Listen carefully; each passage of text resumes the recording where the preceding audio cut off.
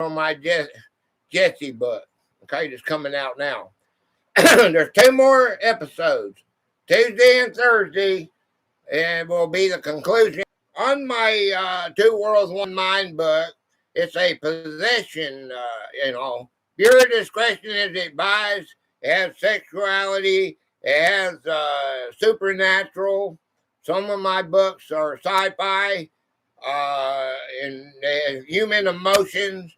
If you're not into any of that, I suggest you click off of any of my Chef Boyardee that features story time. And in that story, Amanda is a prostitute that gets possessed by Eleanor. All right, and John is but I'm not going to give it to you because that's my next book that's coming out. That'll be next, not this coming Tuesday and Thursday, but my next one.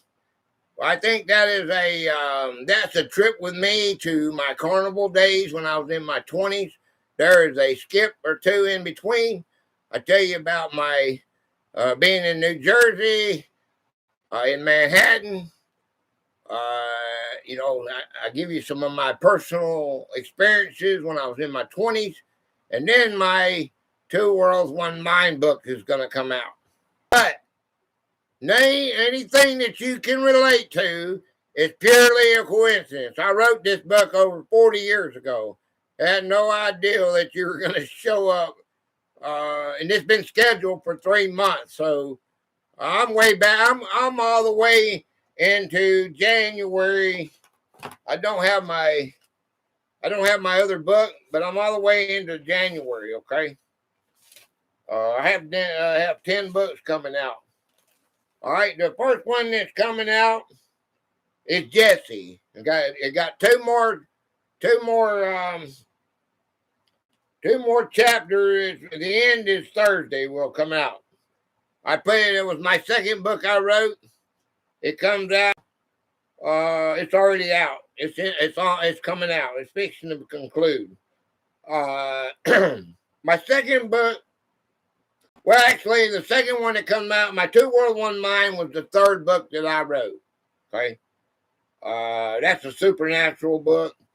And my first book that I wrote 40 years ago was the 3-Hour Dimension. That was that's with the like the Gilligan's Island, and that was my first book. And it comes out.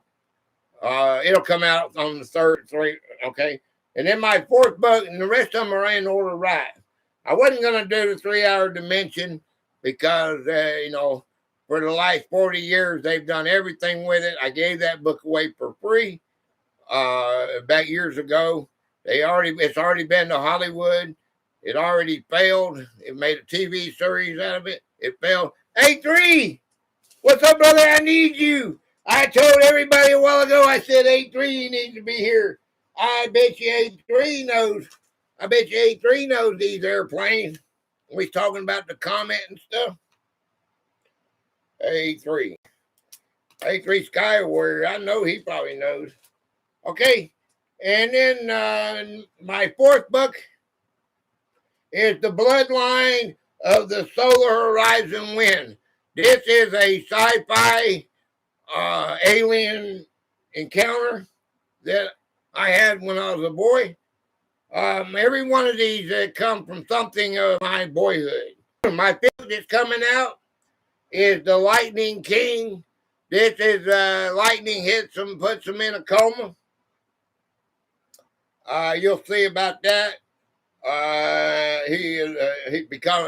He's just a nobody that becomes somebody because he went back in time, and he's seen that Atlanta before Atlanta was built up.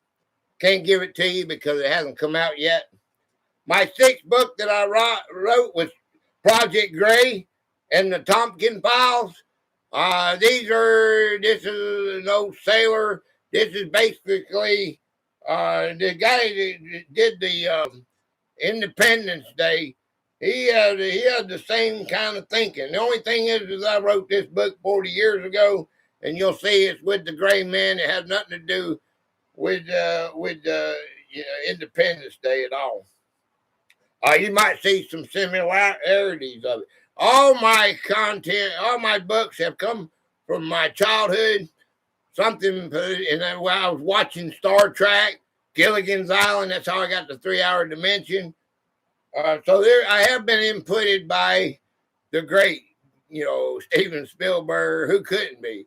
So anything that it's not the same as just something that I got out of them, and I created my own book. I don't know if anybody was doing the parallel dimensions, like the double Earth back then when I was in my 20s. Now it's worldwide, but it failed, so it ain't no good. If I put it online, you'll see that I was the one that originally had the idea about it coming through, being able to go. All right. Now, the 7th book is the unsung butterfly effect. You know how the butterfly effect it does? The unsung butterfly effect. You do something right now, it can change. Something happens. This guy, he's a nerdy guy, impaired or whatever, and he wants this girl, and the girl don't know nothing about. She's a reporter, and then he goes and he just happens to be a mechanic, and he works for like a Harbin lumber company, and they got screws, and he fixes a bicycle, and this little kid's on the bicycle, and it stops him from wrecking and getting killed. He almost got killed. He's on bleachers, and he happens to see the bleachers, and he fixed the bleachers before a big game where it all collapsed, but that top where he fixed saved that little boy's life. The church bus was having a picnic, and he goes, and when he crosses it over, and he sees it's got a 50-foot ravine down there, and there's one, so it's a rail bridge, a wire bridge, and he goes and he tightens it all up, but it's got Ace Hardware on the brackets and stuff, and this is how they put it all together. He saved a plane. He went over, he was having to work on a fence over at the airport, and he fixes the plane. He sees that it's leaking. He don't tell nobody. He's in the shadows, but they got cameras, and they figured it out. And they figured out, well, that little kid turned out to be the governor of Georgia one day when he grows up. Okay, well, I can't give it to you. Okay, there's your butterfly pick. And he gets the girl. All my books have, you can, they all have a beautiful outcome. Okay, my 8th book is The Illusionist Glass. When you look into the glass and you see you're beautiful. Okay, this is evil. This is another one of my, this could be another one of my supernatural books. You may not like it. The 9th book, The Lake at the Beginning of Time. This is when I was a little boy, and there was this turtle, this gigantic turtle that me and my sister rode down in the shell in the snow. That's how big it is. My grandfather put the head of it up there on the thing, nailed it, swim at your own risk on his beach, This is about two children that were, losers. Their family thought they were losers and everything, and they go back to this in the lake, and they go back to this creek, and there's this big hole out there. And when they go through it, it takes them to a time warp, and it puts them in the past. And he becomes the fire bringer, and he's got the tribe, and he makes a box and use resin. And again, when it was going back circling, 5,000 years, they could go back home, but they decided to stay. And then she's pregnant, and she's holding the necklace, and her mama and daddy are all in 5 years in advance. Okay, well, they have to have a funeral for them because they don't come back. But in the end, they got a picture of him when that grandfather said, "You're worthless." He blows it. He's a scientist, little kid is, and he blows up he's real rich, and he blows up the basement and everything. Okay, well, grandfather saying, there you go, right there. You see, he's got your eyes, man. Okay, you need to get real, get with it. Quit being a dumbass and all. Well, come to find out, I can't give you the book. You have to look at it yourself. Okay, it comes out, and you won't remember by the time it comes out next year. Okay, because I've already got it scheduled to come out. And my 10th book is called The Ink Guardian. This is when I was a little boy, and there was this turtle. This gigantic I got this from my grandfather. My grandfather was a cartoonist. He draws the first Bugs Bunny cartoon, and so he made Daffy Duck and Bugs Bunny. He made the ugly one, the ugly Bugs Bunny. But he was like 50 drawer, 25, whatever they had. He worked there 40 years, and he didn't get nothing out of it. He just a drawer. He just drawed it, and then everybody drawed. And somebody made a better one, and they all started drawing that one because the company takes your ideas and they keep them for themselves. Okay, and so, but this Ink Guardian, I took that and that's where it's been in my brain all these years. Okay, and it's another one of my supernatural because he's a nerd with a big glasses and everything. And the bullies are, they take his backpack and they throw it, and he's after this girl, Maya. Her name's Maya, and she's beautiful, and we're in their age, okay, so we got to be careful. Well, she's beautiful in his eyes, and he's all lanky and everything. Well, he draws the thing. He's out there drawing a duck on the lake, and he draws Maya, and he draws him, and he's all lanky. Well, he erases himself, and he draws him with big muscles. Well, he's out there in his dad's garage picking up muscles, starting to sweat pouring off of him. Okay, and then